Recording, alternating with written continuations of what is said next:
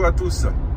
Je partage cette vidéo juste pour éclaircir un petit point, c'est que batterie LFP, bon moi je trouve qu'il y a un inconvénient qui n'est pas négligeable, c'est que malgré là je suis actuellement je roule, ça fait 33 km que je roule, alors que j'avais lancé le préconditionnement de la batterie de la voiture pour un départ à 8h45, et après plus de 30 km, j'ai toujours le voyant du freinage régénératif qui est réduit.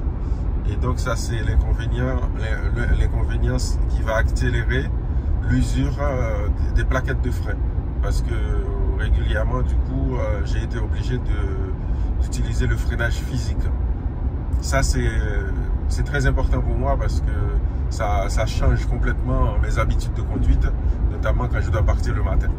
Voilà, je ne sais pas si vous êtes dans la même situation que moi, mais en tout cas moi c'est quelque chose qui me manque, de prendre sa voiture et puis d'avoir le freinage régénératif direct si on n'est pas à 100% de la batterie. Pour compléter, j'ai aussi constaté ce problème qui est gênant, qui est gênant pour moi lors d'une sortie en montagne.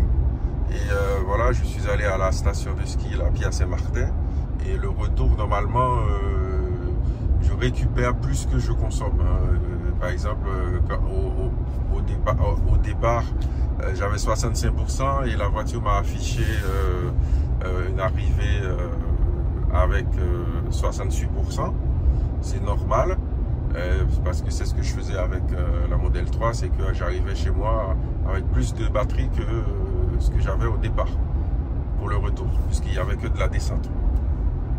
Et bien, puisque il y a ce problème de freinage régénératif là qui est toujours voilà, pendant tout le trajet là du retour qui était réduit, et bien à chaque fois j'ai été obligé de freiner dans les virages, et parce qu'il y en avait beaucoup. Et puis aussi ce qui a fait que arrivé chez moi, l'estimation de départ était faussée, puisque finalement j'ai consommé, parce que de temps en temps j'ai freiné et du coup j'ai rien récupéré, donc j'ai récupéré très peu. Et donc ce système de batterie LFP, franchement, c'est pas top. Je ne sais pas ce que vous en pensez. Certes, il y a des avantages parce qu'on n'a pas à se prendre la tête. Est-ce que ça va abîmer notre batterie, le fait de l'avoir rechargée complètement? Parce que c'est ce que je faisais sur l'autre voiture aussi. Du coup, je me posais la question de le fait de recharger à 100% régulièrement et de la laisser comme ça. Est-ce que ça allait dégrader la batterie?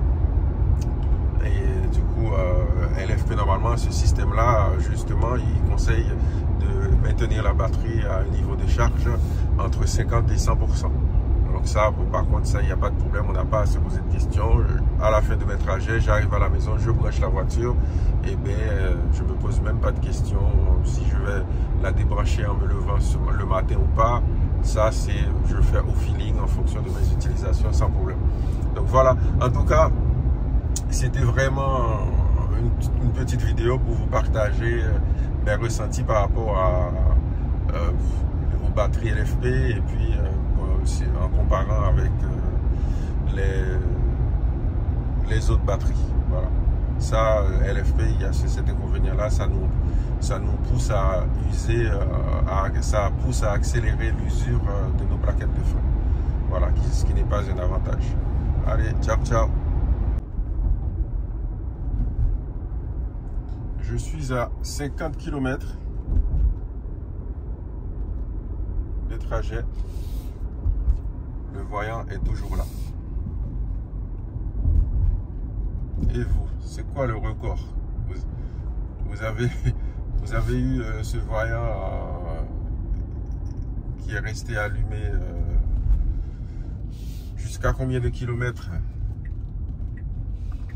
Parce que moi, je rappelle que j'ai quand même fait le préconditionnement, et après 50 km, j'ai toujours le voyant qui est là.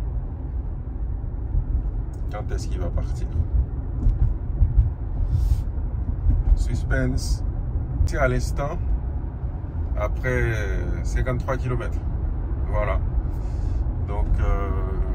l'instant, mon record c'est ça, 53 km de trajet pour ne plus avoir le voyant qui réduit le freinage régénératif. Allez, ciao, ciao.